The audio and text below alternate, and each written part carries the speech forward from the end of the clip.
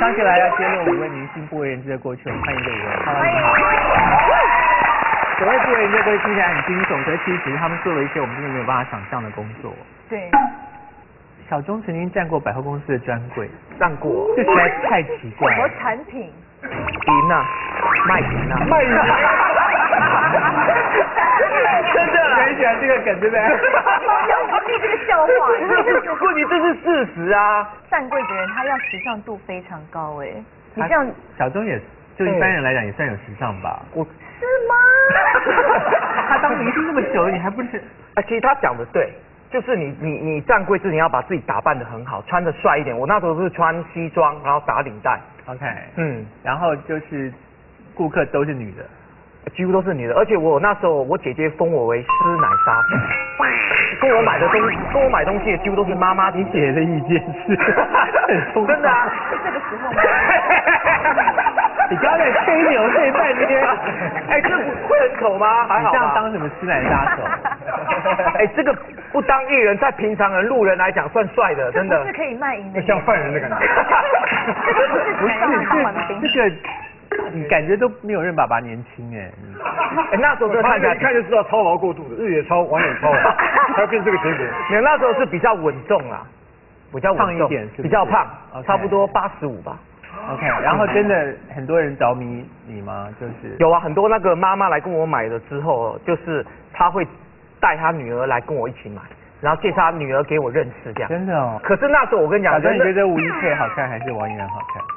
当然是那个王一然比较好看啊。对。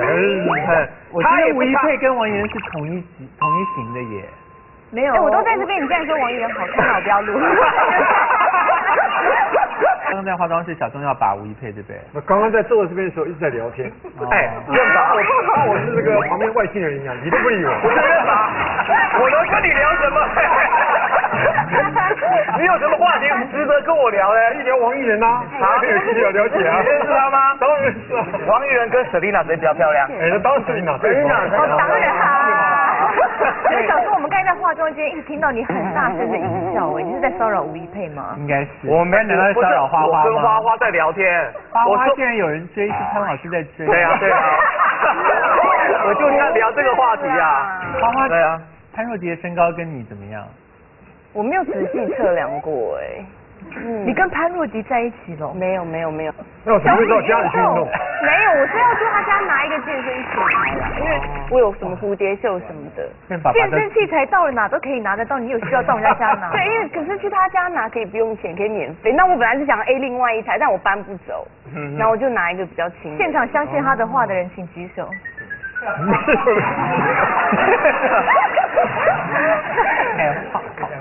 你是觉得花花跟潘若迪搭在一起很奇特，对，很跳痛。对，我也觉得很奇特。所以就没有啊，我们就只是朋友。我跟你讲，他之前都是教偶像，搞不好教谐星会不错，真的。潘若迪也不是谐星啊。那么常上节目，他当然是。说实在，潘若迪比你帅耶。不是身材比较好，不是这块肌。确定吗，小 S？你觉得潘若迪比他帅吗？那潘若迪跟刘畊宏谁比较帅？潘若迪。原来你喜欢的是潘若迪。你干嘛暗恋他呀？我是想要把他们俩惹毛。吴一佩，你知道小钟跟王一然在一起的事？有吗？你不知道我在追他吗？你在追他吗？难怪他刚会跟我聊那么多。是我在聊天。对，难怪他刚刚会说王一然比较漂亮。是啊，他就要表态。你刚刚还有点生气，是不是？对。你真的觉得小钟想要把你啊？没有啊，是任拔乱说的。对，任拔感受到了气氛。那如果他只是跟我聊天而已。那如果小钟想要把你，可以吗？就给他一张好人卡。为什么他有趣耶？我跟潘若迪你会选谁？对，我也想问这个，对，我也想问。潘若迪吧。你们简直都瞎了！潘若迪啊！你真的线条身材不错啊。其实你这个我要抗议，我要严重抗议。按面相学来讲哦，小钟的鼻梁那么长那么宽，当然是小钟体力比较好。但把你又来了。我你啊，我想一下，Selina 要选择我跟她说带男朋友回家了，就我跟潘若迪，当然是你，毫不考虑，一定是你。爸爸好。看点薪水，看哪一季以为是他的。我真的觉得这个有这个比较好。没错。好，花花，你曾经做过的工作，其实你可以麻烦你站起来吗？哇，从衣服判断应该很好判断他做什么。我知道，酒店。你今天这个是制服吗？真的是以前那套制服？以前11年前的对。所以你身材一点都没有改变？其实有一点紧。没有啊，看起来很好。就是我化成售票员。因为我一直吸气。故宫的导游。